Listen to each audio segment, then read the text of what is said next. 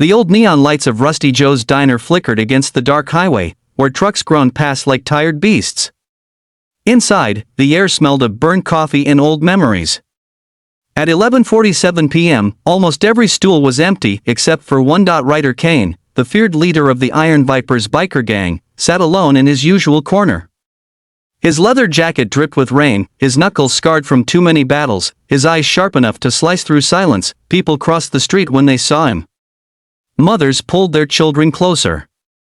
Store owners locked doors early.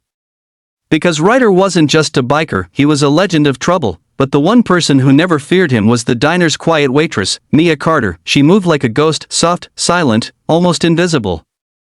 Her smile was always polite, always small, always hiding something. And tonight, Ryder noticed something he had never seen before when Mia reached to pour his coffee. Her sleeve slipped back. A deep purple bruise wrapped around her wrist. Ryder froze. A man who never cared about anything suddenly felt fire in his veins. Who did that? Ryder's voice was low, calm, too calm. Mia flinched, and nothing. I'm just clumsy. Ryder's jaw tightened. Bruises like that don't come from clumsy. Her hands trembled.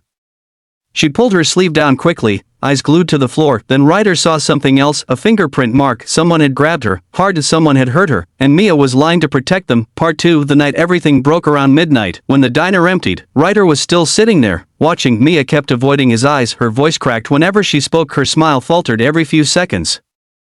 Something inside Ryder, something buried for years, began to rise. A memory he hated. A memory he ran from, his own mother. Bruised just like that, begging for help that never came. He shook the thought away, but then, the door slammed open. A man staggered in, drunk, angry, fists already clenched. Mia froze so suddenly she looked like she stopped breathing. Her face turned pale. That was all Ryder needed. The man yelled, "Where the hell have you been? I told you to come home." His voice thundered through the diner. Everyone else might have been scared, but Ryder wasn't everyone. He stood up slowly, the old wooden chair scraping the floor like a warning. The man turned and saw him. Ryder's towering figure, his leather vest, his iron glare. "Who the hell are you?" the man barked. Ryder cracked his neck. "The guy who's giving you one chance to walk out that door." The man laughed. "You bikers think you're kings of the world? She's my girl." Mia whispered, "Evan, stop." But Evan didn't stop. He grabbed her wrist, the same bruised one, and yanked her forward. She whimpered. Ryder stopped breathing. His world went quiet, and then Ryder Kane snapped. Part 3. The moment that changed everything. Ryder didn't even remember crossing the room. 1 second Evan was holding Mia. The next, Ryder had him slammed against the wall, hand around his collar. "You like touching people who can't fight back?" Ryder growled. "Try touching me." Evan swung sloppily, drunk, desperate. Ryder didn't move. He dodged easily, then delivered a single punch, just one, but it was enough to send Evan crashing onto a table. The diner shook. Evan groaned on the floor, clutching his jaw. Ryder towered over him. "You ever come near her again, I won't stop at one punch." Evan scrambled out of the diner like a terrified child, and Mia stared at Ryder, wide-eyed, shaking, confused. Why did you help me?" Ryder didn't know how to answer. He wasn't the hero type. He wasn't even the good guy type, but seeing her bruises had triggered a part of him he thought died long ago. "You didn't deserve that," he finally said. A tear slid down her cheek. "No one ever says that." Part 4. Kindness under leather. Ryder ended up walking Mia home that night, not because she asked, because he insisted. Her house was small, worn, silent. When she unlocked the door, Ryder noticed the broken picture frame on the floor. The cracked lamp. The dented wall. Evan had been here often. Violence had lived in this house for months. "Mia, why didn't you tell anyone?" She swallowed hard. He said, "No one would believe me. And I don't have family. Or money to leave."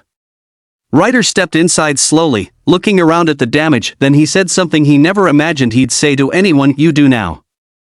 Mia's knees buckled. She covered her mouth as tears fell freely. All her life, she had been alone, invisible, silenced. But tonight, someone stood for her, someone dangerous, someone feared, someone who cared anyway. Part 5. The town shocked. The next morning, rumors exploded everywhere.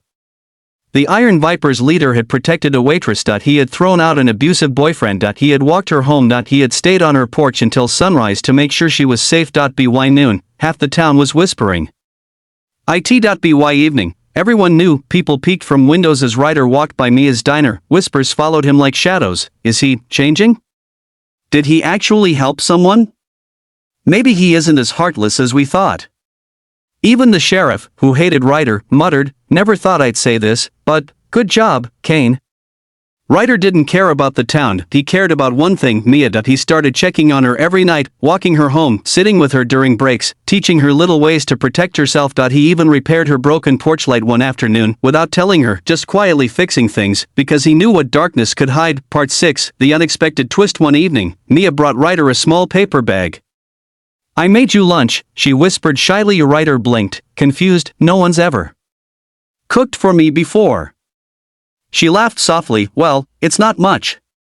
He opened it. A sandwich. A slice of pie. A handwritten note. Thank you for seeing me when no one else did. Ryder felt a tightness in his chest he hadn't felt since childhood. He had spent years believing he was unworthy of kindness, but Mia didn't fear him, she didn't judge him, she didn't see a monster, she saw a man capable of protecting others. A man capable of goodness. A man who saved her. Part 7, The Final Confrontation. Just when life seemed to settle, Evan returned, not drunk, not loud, worse, he returned with quiet rage. He waited near Mia's house, holding a metal pipe. Ryder arrived first. Evan stepped from the shadows. She ruined my life. And you think you can take her away from me? Ryder stared at him. She was never yours. You just liked controlling her. Evan raised the pipe. You took everything from me. Ryder didn't flinch. Before Evan could swing, Ryder grabbed his arm, twisted it gently, but painfully, and took the pipe away. You did that to yourself, Ryder said quietly. And she's done being scared of you. The sheriff arrived minutes later. This time, Ryder was the one who called. Evan was arrested. Mia was finally safe. Part 8, A New Beginning. Weeks passed, the diner became busier, people smiled more. Mia's eyes sparkled again, and every night, Ryder sat in his corner, waiting for her shift to finish, not because she needed protection now, but because she would smile at him, and he would smile back. One night, Mia brought him coffee and said nervously, you know, you saved me. But you also changed me. And maybe you changed yourself too. Ryder looked at her gently. I didn't change, he said. I just finally remembered who I wanted to be. Mia reached for his hand. For the first time in years, Ryder felt warmth, real warmth, the kind that doesn't fade.